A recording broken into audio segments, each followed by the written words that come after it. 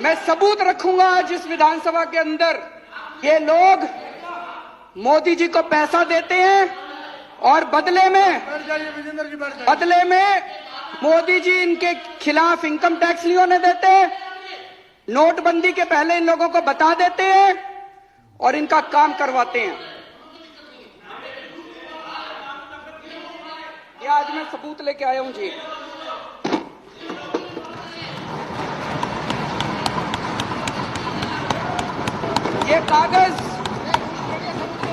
ये कागज मेरे कागज नहीं है जी, ये इनकम टैक्स डिपार्टमेंट के कागज हैं।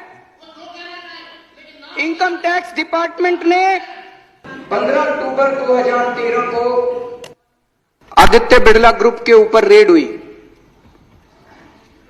उस रेड में इनकम टैक्स डिपार्टमेंट में रेड होती है, वो वहां से सारे उनके कागज उठा के लाते हैं।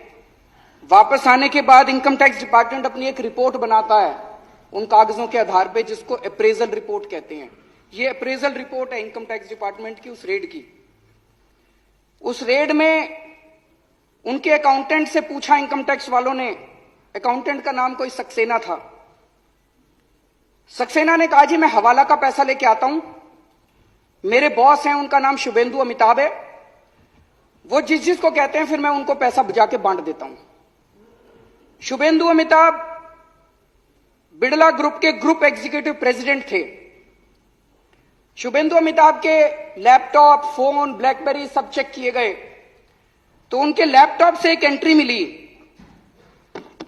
ये एंट्री है 16 नवंबर 2012 की। इसमें लिखा हुआ है गुजरात सीएम 25 करोड़ रुपए। गुजरात सीएम के आगे 25 करोड़ रुपए, ब्रैकेट में लिखा है 12 डन, 12 दे दिए, रेस्ट क्वेश्चन मार्क।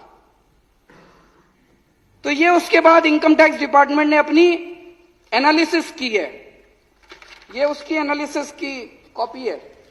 एनालिसिस में इनकम टैक्स डिपार्टमेंट लिखता है, considering the highly incriminating nature of transactions in the data retrieved from the laptop and hard disk of Shubhendu Amitabh and evasive replies and unsubstantiated claims made by him, it would be imperative for the assessing officer to scrutinize the data available in seized documents, including the laptop and hard disk, and determine the quantum of income concealed by Shri Shubhendu. Appraisal report उसके बाद assessing officer के पास जाती है और assessing officer फिर 2 साल लगा के उसकी इनकम का असेसमेंट करता है, ऑर्डर करता है। अक्टूबर 2013 में रेड हुई थी। उसके बाद 6 महीने बाद इनकी सरकार आ गई तो असेसिंग ऑफिसर की हिम्मत नहीं थी जो इसकी जांच कर सके। उसके बाद तो इसकी कोई जांच नहीं हुई उसके बाद। और अब ये केस को रफा दफा करने की कोशिश की जा रही है। सेटलमेंट कमीशन में इस केस को भेज दिया और बहुत जल्दी ये केस खत्म होने वाला है। इस केस को रफा दफा करने की कोशिश की जा रही है। एक और बड़ी मजे की बात है, इसी रिपोर्ट के अंदर बिड़ला ग्रुप के जो पेंडिंग प्रोजेक्ट हैं गुजरात सरकार में, उनकी लिस्ट दी हुई है। इससे शक पैदा होता है कि आप ये पैसे ये काम करवाने के लिए दिए गए थे क्या। इसमें लिखा है, levy of stamp duty matter has been taken up at the principal secretary level and through the honourable chief minister's office, deputy collector stamp has been instructed from Gandhinagar not to initiate any action. मतलब कि मुख्यमंत्री दफ्तर, गुजरात के मुख्यमंत्री दफ्तर ने stamp duty ना लेने के आदेश दे दिए हैं। इनको गैस की जरूरत थी तो इसमें लिखा है गैस के लिए भी बात हो गई है। तो जो जो काम पेंडिंग थे गुजरात सरकार में उनकी सबकी लिस्ट दी हुई है। तो एक मन में यह शक होता है ये 25 करोड़ रुपए ये सारे काम करवाने के लिए पैसे दिए गए थे क्या। एक और इसी तरह का इंसिडेंट हुआ। अगर ये एक ही होता तो लगता कुछ गड़बड़ है। 22 नवंबर 2014 को सहारा के यहां रेड हुई।